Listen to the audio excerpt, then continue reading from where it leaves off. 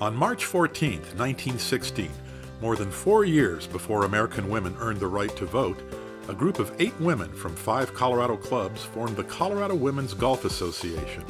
The first president was Mary Hemming of Colorado Springs Golf Club, which is where the CWGA held its first championship in what would become the CWGA Match Play.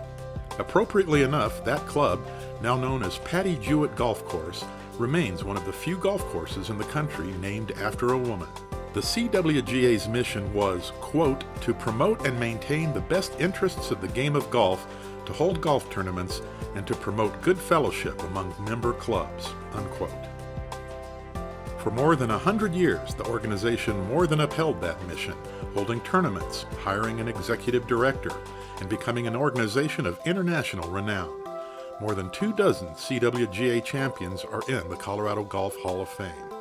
I've been a member of the CWGA since 1984. What it meant to me was friends, golfing experiences, tournament experiences, and friends. For 70 years before 1988, frankly, the women just ran the CWGA very well with strong and energetic committee women.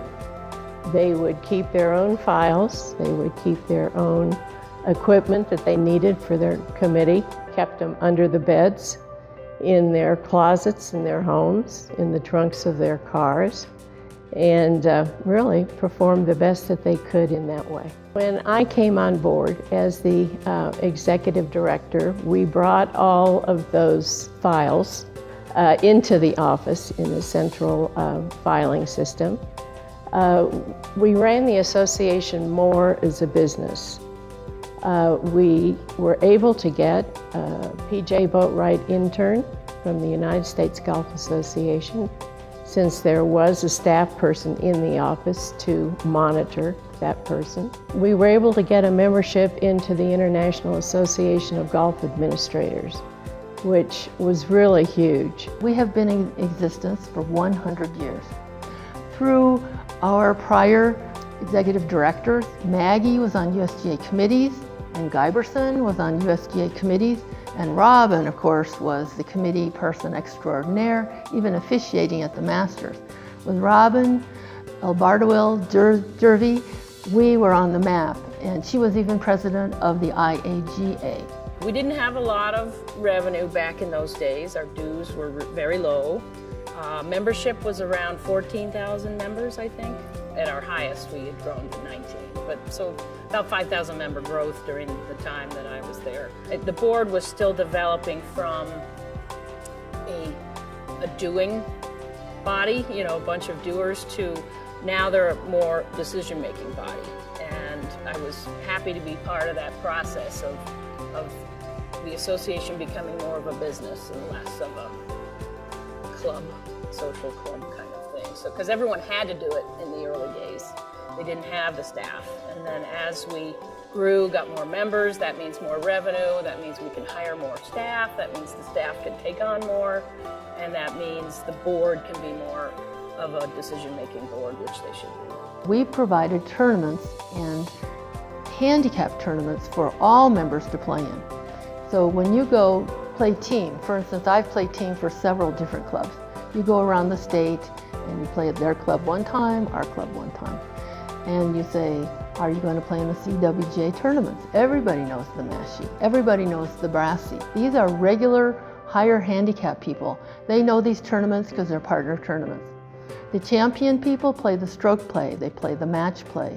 They play in the USGA qualifiers, which the CWGA was instrumental in running for the past decades. So we are significant at all levels of the game, and have been, and will continue to be through our integration with the CGA. The 17,000-member CWGA's integration under the banner of the Colorado Golf Association took place on January 1st of this year, less than 2 years after the Women's Association celebrated its 100th anniversary, highlighted by a record-setting performance by Jennifer Kupcho. The United States Golf Association prompted the merger, creating a 60,000-member Allied Golf Association of the USGA. I understand times have changed, And I think a very positive aspect of this merger of the CGA and the CWGA is that the member clubs out there in Colorado, they only have one place to call. If they have a question on handicapping or yardages or rules of golf, tournament policies, whatever. I knew that it was the future, and I am a very practical person. I plan for the future. I do it in my personal life, I do it in my professional life, and I do it in my volunteer life. So if we were going to do it, we were going to do it right. I think the legacy of the CWGA, we were the first women's golf association to have an executive director. Many of our staff went on and are continuing to work in the golf business. I went on in 1992 to work for the United States Golf Association for 19 years. I think of Joni Berkland, who was chairman of the USGA Women's Committee. Certainly Christy Austin, while she was on the CWGA board, went on the executive committee of the USGA and was our Rules of Golf chairman for the whole country. For all that it has done for the game of golf in Colorado, the Colorado Golf Hall of Fame Board of Directors recognizes the Colorado Women's Golf Association with its Distinguished Service Award.